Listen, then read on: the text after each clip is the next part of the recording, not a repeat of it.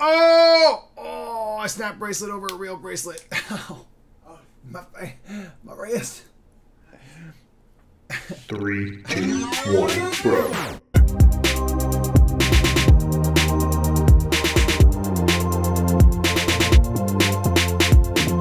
What's up, everybody? My name's Mike Murphy. I'm one half of the Brothers Murph, and this is Board Game Highlight, where we choose a game from our shelf and we delve deeply into what we love about it. Why is it on our shelf? Why do we play it? Is it just to like show people up, or is it because we actually get down on it? Mostly the latter. But today we're going to be talking about Dinosaur Island. This is not Jurassic Park. This is not Jurassic Park. We are not gonna get sued. Dinosaur Island is a fantastic game. It's basically Jurassic Park in a game. You're running your own dinosaur-themed theme park with actual dinosaurs and rides and places to eat and stuff like that. And you're trying to make the most exciting park possible, to get the most visitors possible, to make the most money possible, and hopefully have the fewest people also eating possible. But maybe it's worth it, because maybe you're making that money. Maybe when you make it rain like that, maybe the rules don't exist. Maybe society is just a construct and it's just really your playground and people are just chits that you pass around as you will. I don't know. I don't want to get too deep into it. The point is, there's dinosaurs and they're pink. Lit. So this game definitely appeals to my nostalgic nature. Jurassic Park was one of the most... It blew my brain out, y'all. This was the first theater experience that I truly remember. And I was sitting there going like, ah! Dinosaurs everywhere! And it was terrifying. It was full of wonderment. When I watch it today, I still get all those feelings. The first scene where you see the Brontosauri, that was truly like transforming. It moved me in ways that I cannot even describe. And it wasn't just about Jeff Goldblum breathing all open shirt like. Those thoughts came later. Let's get into Dinosaur Island, actually show you a bit of the components, and I'll tell you like what I really personally enjoy about this game. And yes, spoiler alert, I do love the artistic style. Neon for life. Sorry, sound. But I had to point out something about this game. We have the deluxe edition, and it's heavy as hell. There's just stuff on stuff on stuff, man. We've got Dino meeples in a bag. We've got different colors for all the different players, and they have little thingamabob. We've got tiny little meeples in a bag. We got coins on coins. These are about 80% of the weight of the box. Is you use more precious metal to make fake money than we do to make real money. That's insane. But I can't be mad at it because it's so satisfying. We've got these awesome chunky dice. Check out the chunk factor of these dice right here. This is a chunk factor of 10. All right, Sloth love chunk, Mike love chunky die. And the game has a bunch of different player boards, and it really helps break up a pretty like involved game, because the game takes place over several rounds. Every round takes place over 4 phases, and each phase has its own dedicated board to help you out. So phase 1 right here is where you're in the lab, you're InGen, you're doing scientific stuff, you're poking and prodded lizards and being like, give me your DNA, give me your DNA. And the lizard said, nah, fool. Right here, you're gonna have different recipes of dinosaurs. You might have a Triceratops or the almighty T-Rex.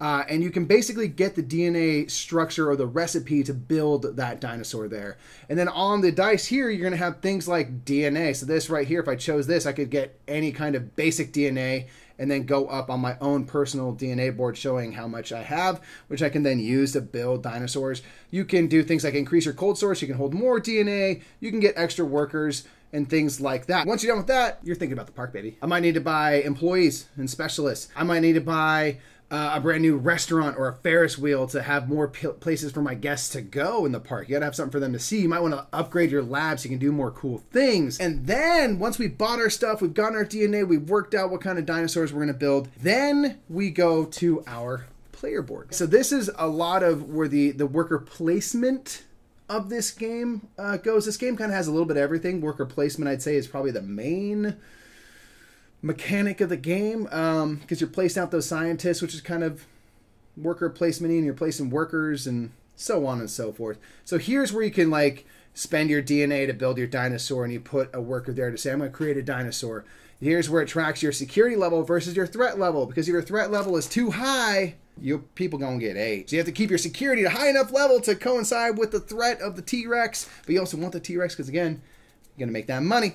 All right, so this is where all of that happens. And then phase 4 is where you're actually putting people in your park and stuff like that. So this is where you're going to put out your Ferris wheel and your roller coaster and your dinosaurs and how many dinosaurs you have. And this is where people are going to go. So you're going to be able to allocate where people go onto that board, which will help you make money and score victory points, which is ultimately how you win. Like I said, it's involved, y'all. There's a lot going on, but having those boards kind of separated out, very clearly labeled, phase 1, 2, 3, and 4, really helps. So once you get 2 rounds in, everyone's like, okay, now I'm up to speed. I get it. I know what to do here. Give me that Ankylosaurus. That's Nick's favorite. Right, Nick? This is, again, the deluxe version of the game. So the base game doesn't necessarily have all the variety of this. But honestly, you get metal money in the deluxe version. The cardboard money is totally fine. Also, on the dinosaur meeples, if you get the non-deluxe version, at least in the first pass of it, you'd only get one type of dinosaur. But these really don't matter. They're just representative of having a dinosaur there. And I love that they're pink. I love the color scheme. We have so much in the way of just bright colors. You know, we've got blues and pinks and purples. It's just like bursting with color. It's got a real 90s aesthetic. I love that about this game. I know that's kind of divisive, and that's totally fair. And that honestly, to me, is part of why I think the game is great. You could just make a game that's like perfectly scientific and vanilla, but like, we're building Jurassic Park. Let's have fun with it. Let's be crazy. So we've got like a Utah Raptor, just like bright green. And we've got like a super bright pink T-Rex. That's the T-Rex right there. He's just like, nom, dude. It's just more interesting and silly because we're living in a fantasy. Obviously, none of this is realistic or real. So like, let's just bend the rules of like what color can be. We don't even know what dinosaurs are. We're like, they're big lizards. Now they're like, no, they're probably covered in feathers. Who knows what they were? They probably all wore hats. Dinosaur Tea Party, Restoration Games. Every game deserves another turn. Another thing that I really like about this game is that it's just clever, you know? They have a lot of the restaurants and things are kind of like punny. So you have like really clever names of things. So instead of Tex-Mex, you might have like Rex-Mex, dude. Or you might have Raptor Nuggets. Or you might have Jurassic Pork. Go on down there and get a pulled pork sandwich. And my favorite is Clever Grill. Now this is great because that scene, the Clever Grill scene where, you know, the hunter gets hunted by the raptors is so classic, right? It's just one that's stuck in your mind forever. And now I have a game that can help me rethink the entirety of the Clever Girl scene. So now I might look at it like this.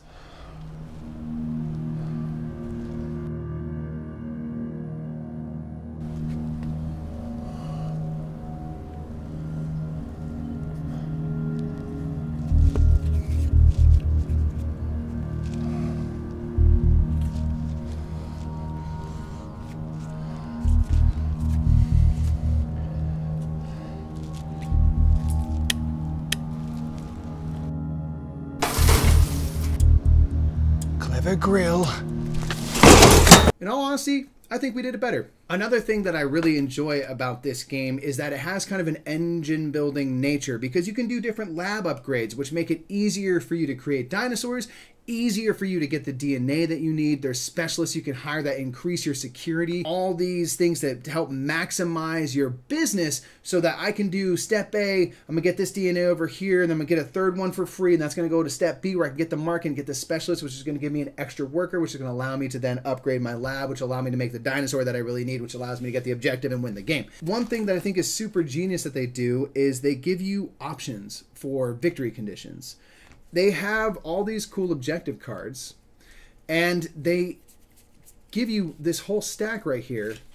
And the extra cool thing is that they allow you to choose what length game you want to play. They have all these ones right here that are for a short game. All of these objectives, and you're only going to use 3 in a game. So I might choose A, B, and F. And those are going to determine how the game ends. Once 2 of the objectives get selected, the game ends after that end of that round, so you could potentially get all 3. It just keeps the game interesting. If you're like, I'm going to teach a game to some people, there's a lot going on, let me choose a short game. There's going to be objectives that are going to be a little easier to achieve. You'll be able to get to them in fewer rounds, which will help keep the time down because you know people are going to be asking questions and all of that. So you can play a short game. I often feel like the short game ends a little too soon, so I almost always play the medium length game, but you can even go long game. And then they go a step further and add plot twists. Oh, dang! I didn't see that coming. They have plot twists, which are going to change like the way the game operates. In one game, you might just be able to get free DNA once per round. You get one type of DNA, boom. Another one, you start with an extra worker. Another one, there's a different type of person that might visit the park, and it's going to change the whole context of the game. So there is a ton of variability that all comes from this little stack right there. I'm rubbing those cards weird. I'm gonna stop. It's fun enough on its own. If it was just ever kind of one thing, I think it would be fine. And they really kind of went above and beyond to make sure they give and give and give. And that's what it feels like. Like the deluxe version comes with those coins. It comes with like little pogs to remind you of the 90s. It comes with a slap bracelet as a first player token.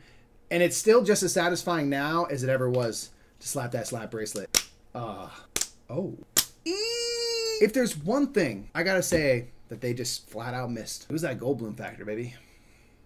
There's no Jeff Goldblum, Ian Malcolm character, just kind of picking up pieces and half wondering about them, but never really commenting on it. Why is Jeff Goldblum so sexy in Jurassic Park? I need that in this game. Maybe that's an expansion. The expansion is the Goldblum.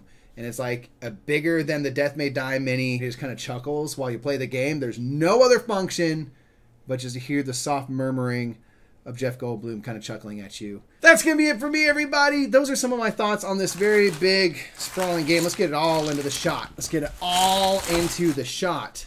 That is a lot of stuff, y'all. I'm going to get out of here, folks. My name is, was, and will always be Michael E. Murphy, and you've been checking out Dinosaur Island with me here on Board Game Highlight. If you already subscribed, go away. You already subscribed. You don't need anything here. Well, what if you do? What if there's something special you haven't heard about, like our sponsorship of Restoration Games? No, you know that already. Is it new videos, like all these new videos over here? No, you know that already. Oh, but it might be something else. Oh, no. Wait. Oh!